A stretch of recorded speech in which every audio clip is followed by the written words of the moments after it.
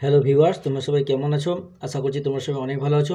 আজকে আমি তোমাদেরকে সপ্তম শ্রেণী গণিত প্রবাহ এই বইটির সূচকের ধারণা মানে 70 এবং 71 নম্বর পৃষ্ঠার অঙ্কগুলো সুন্দর করে বুঝিয়ে সমাধান করে দেখাবো। প্রথমে সূচকের ধারণা সম্পর্কে কিছুটা বোঝাবো, তারপরে আমি নিজে করি 5.1 এবং নিজে করি 5.2 এই দুটো দাগের অঙ্কগুলো সুন্দর করে বুঝিয়ে দেখাবো। ঠিক আছে, ভিডিও শুরু করার আগে তোমাদের কাছে একটা ছোট্ট অনুরোধ করবো, যে সমস্ত ভাই বোনেরা এখন আমাদের এই চ্যানেলকে সাবস্ক্রাইব করোনি তারা প্লিজ চ্যানেলকে সাবস্ক্রাইব করে দেবে। আর যারা আগে থেকে চ্যানেলকে সাবস্ক্রাইব করে রেখেছো তাদেরকে আমি অসংখ্য ধন্যবাদ জানাচ্ছি। এর আগে যতগুলো পৃষ্ঠা রয়েছে আমি কিন্তু প্রত্যেকটা পৃষ্ঠা অঙ্কগুলো সুন্দর করে বুঝিয়ে সমাধান করে দিয়েছি। যে সমস্ত ভাই বোনেরা এখনও পর্যন্ত দেখোনি, আজকের ভিডিওর ডেসক্রিপশন বক্সে দেওয়া প্লেলিস্টের লিঙ্কে ক্লিক করে ভিডিওগুলো একটু পরপর দেখে নেবে। ঠিক আছে, এখানে কি বলছে, সূচকের ধারণা ধরে কি বলছে, আমরা প্রথমে বড় সংখ্যাকে ছোট করে লেখার চেষ্টা করি। তাহলে কি সূচকের ধারণা মানে প্রথমে জানলাম যে যে কোনো বড় সংখ্যাকে আমাদেরকে ছোটোতে লিখতে হবে, কেমন না স্কোয়ারের আকারে। দেখো স্কোয়ারের মানে কি, এখানে দেখো 10 × 10, তাহলে এখানে কি আছে 10 × 10 মানে 10 কবার আছে, দুবার রয়েছে, তাই এটা হয়ে গেলো 10-এর স্কোয়ার, মানে দুবার হয়েছে বলে 10-এর নিচে 10-এর উপরে স্কোয়ার দিয়েছে। যদি 10 এরকম 5টা থাকতো তাহলে 10-এর উপরে 5 থাকতো, মানে 10⁵ বলছে একে বলে 10-এর দ্বিতীয় ঘাত। এই যে স্কোয়ারকে দিলাম, এটাকে দ্বিতীয় ঘাত, এবার 3 থাকলে বলবে তৃতীয় ঘাত, 4 থাকলে চতুর্থ ঘাত। ঠিক আছে, তাহলে এখানে দেখো 10 × 10 এখানে 10 কবার দিয়েছে, 4 বার দিয়েছে, তাহলে 10-এর কী ঘাত, 10-এর এটা হবে চতুর্থ ঘাত। ঠিক আছে, এটা হয়ে যাবে তোমার চতুর্থ ঘাত। তারপর দেখো এখানে 1 2 3 4 5, তার 5টা 10 রয়েছে, তার 10⁵, তাহলে 10-এর পঞ্চম ঘাত। ঠিক আছে, তারপর দেখো 10⁵, তাহলে 10-এর ষষ্ঠ ঘাত। এটা জাস্ট এমনিতে যতগুলো থাকবে ততগুলো একটা ঘাত লিখতে হবে। তাহলে এখানে দুটো জিনিস জানার আছে আমাদের, একটা হচ্ছে নিধান আর একটা হচ্ছে সূচক। ঠিক আছে, তাহলে এই যে আমরা জানতে পারলাম যে এই যে 10⁵, এখানে দেখো এই 10 সংখ্যা যেটা রয়েছে এটাকে আমরা বলবো নিধান, এবং তাতে যে স্কোয়ারে যে সংখ্যাটা রয়েছে তাকে আমরা কি বলবো, তাকে আমরা বলবো সূচক। ঠিক আছে, তাহলে সূচক আর নিধান সম্পর্কে আমরা বুঝতে পেরে গেলাম। বলছে আবার এইখানে দেখো একই রকমভাবে 10 আছে, তাহলে 1000কে ভেঙেছে, কেমন করে ভাঙছে, 10 × 10 × 10, এই তিনটে সংখ্যাকে গুণ করলে কিন্তু আমাদের 1000ই হবে। তাই সেটাকে আমরা লিখে দিচ্ছি 3 বা 10 না লিখলে, বা 3 বা 10 লিখলে কেমন একটা লাগছে, তাই সেটাকে লিখে দিচ্ছে 10⁵। তাহলে এখানে হাজারের সূচক আকারে লেখা হলো 10⁵, তাহলে এখানে নিধান কী হবে, এখানে নিধান হয়ে যাবে 10 আর সূচক হয়ে যাবে 3। তাহলে এই যে হাজারের সূচকের আকারে লেখা হলো, তাহলে কী লেখা হলো, 10⁵। ঠিক আছে, চলো আমরা এবারে দেখে নেব যে আমরা বেসিক ধারণাটা জেনে নিলাম। এবারে আমরা নিজে করে 5.1-এর অঙ্কতে চলে যাব।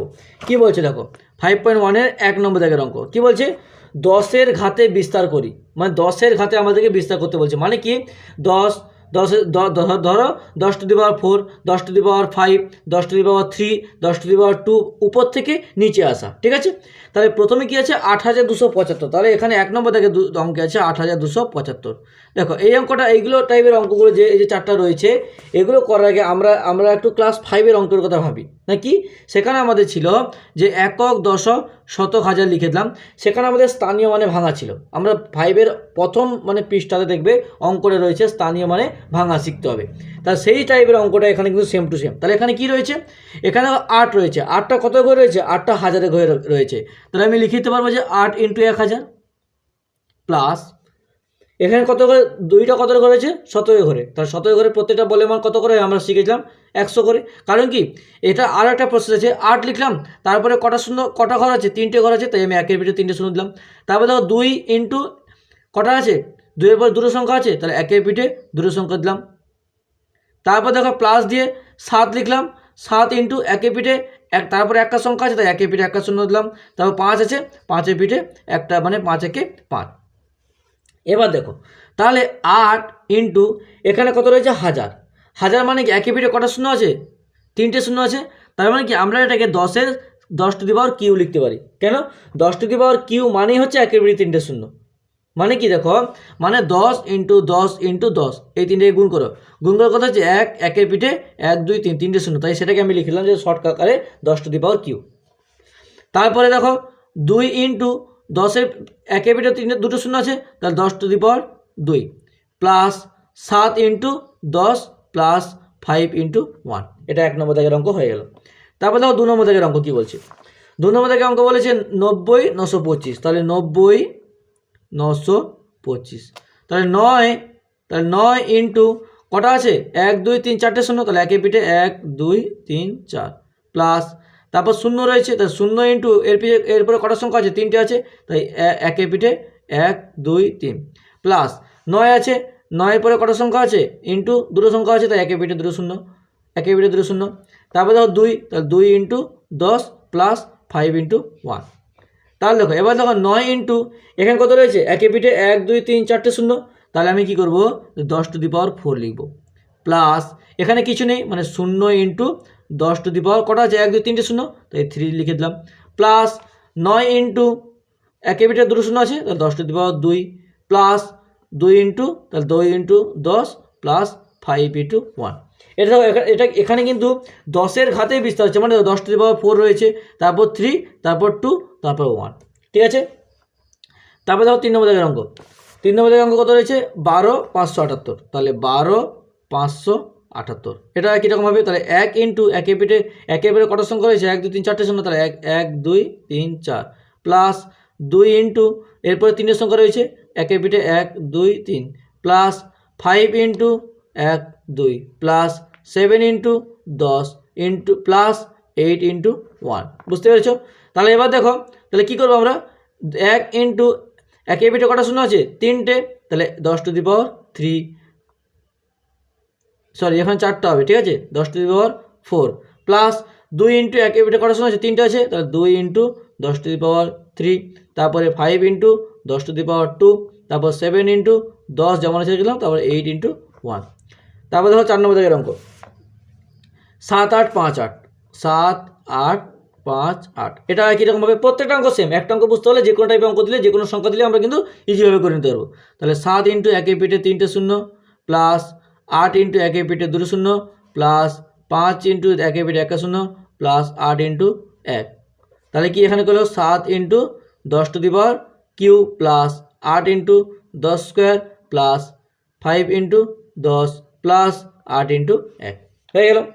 এবার দেখো কী বলছে, এবার নেক্সট অঙ্ক কী বলছে দেখো, বলছে এবার 10 ছাড়া অন্য সংখ্যার ঘাতে প্রকাশ করি। তাহলে 10 ছাড়া এতক্ষণ আমরা কী করলাম যে 10-এর ঘাতে অঙ্কগুলো করছিলাম, এবারে 10 ছাড়া অন্য সংখ্যা বলছে 81-এর ঘাতে প্রকাশ হলো, তাহলে 81কে কত কত আকারে লেখা যায় আমরা নামতা আকারে ডাকতে পারি, দেখো 9 9 81, মানে যেটাকে তুমি যার স্কোয়ারে লিখবে সেই সংখ্যাটাকে ডবল গুণ করলে যেটা থাকবে সেটা যেন আমাদের হয়ে যায় 9² তাহলে 9 ইন্টু 9, তাহলে 9 ঠিক আছে এটা হলো।